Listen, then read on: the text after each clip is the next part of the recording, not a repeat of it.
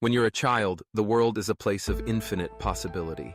A place where shadows stretch a little longer, where the creak of a floorboard can become the voice of something unseen, where the line between what's real and what isn't is gossamer thin. Childhood memories cling to us, sometimes softened by nostalgia, but sometimes sharpened by the things we can't explain. These are the stories that linger in the dark, stories of things glimpsed at the edge of the night, stories that refuse to fade with time. The boy was 8 years old the first time he saw the man at the foot of his bed.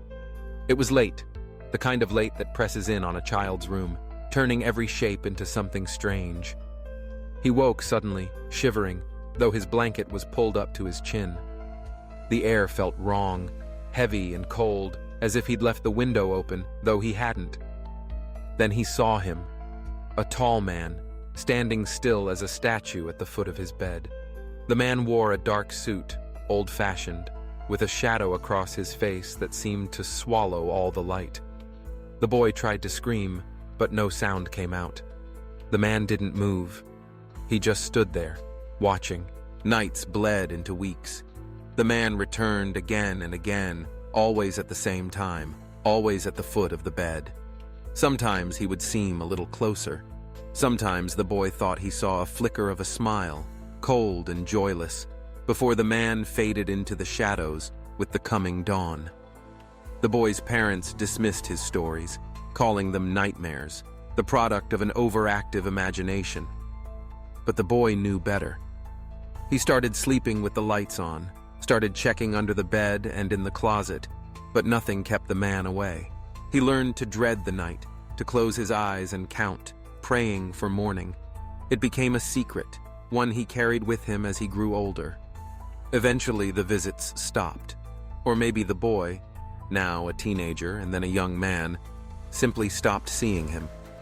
He left for college, moved out, and tried to forget the cold dread he'd felt every night. Years passed.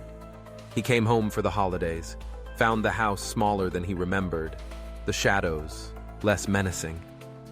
But one night, as he passed his little brother's room, he heard quiet, muffled sobbing.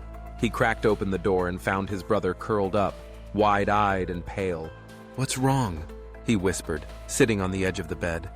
His brother stared at him, tears shining in the dim light. "There's a man," the boy whispered. "He stands at the end of my bed every night. He wears dark clothes and I can't see his face. He just watches me." The man felt the room tilt around him, the past rushing back like ice water. He hugged his brother, holding him tight, wanting to promise that it was just a dream. But he couldn't. He knew better. The house was silent, and somewhere, at the edge of the darkness, a shadow lingered, watching, waiting, as it always had. In the next story, in a quiet suburban neighborhood, a little girl played alone in her room. Her parents watched from the doorway, amused and a little concerned, as their daughter chattered away to someone they couldn't see. She'd always had an active imagination, inventing elaborate stories and fantastical friends. But lately, her imaginary friend had become more than a game. She called him Toby. She set a place for him at the table, drew pictures of him with crayon and marker. Always the same, a boy with dark eyes and a crooked smile. She whispered secrets to him, giggled at his jokes, waited for him to answer questions her parents never heard. At first, it seemed harmless. But then she started saying things she shouldn't know. One evening, as her mother tucked her in, she asked, "Mommy, who's Mrs. Green?" Her mother froze. Mrs. Green had been their neighbor years ago, before the girl was born. A quiet woman who died in the house next door. No one ever spoke about her. "Where did you hear that name, honey?" her mother asked, her voice careful. "Toby told me. He says she was very sad and that's why she doesn't talk to anyone now." Days later, the girl began to recount stories about her parents' childhoods, things they hadn't told her, things no one could have told her. She described her father's lost dog, a pet he'd had at her age, whose name she'd never heard. She knew about the old swing in her mother's backyard, the one that had broken and been taken down long before she was born. One night, her parents listened from the hallway. The girl's voice drifted through the door, soft and serious. "Toby says you shouldn't go to the lake tomorrow," she whispered. "He says it's not safe." Her parents exchanged uneasy glances.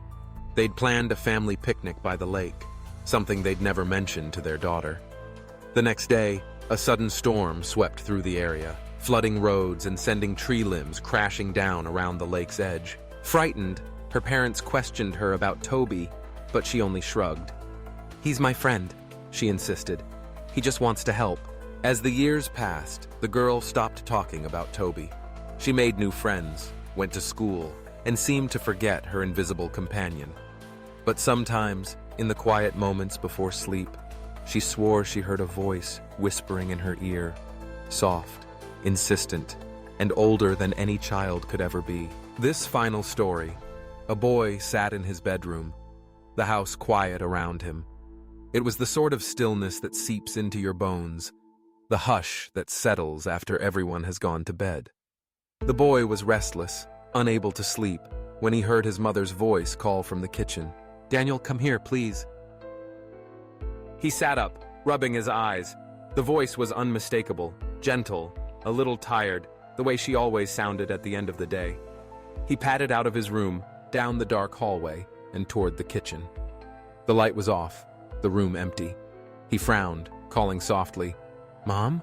Silence. He turned toward his parents' room, the door slightly ajar. He pushed it open and found his mother, fast asleep, her breathing slow and deep.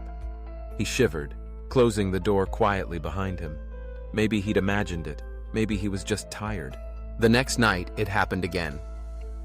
"Daniel, can you help me with the dishes?" The voice, so familiar, so warm, drifted from the kitchen. He hesitated, his heart pounding.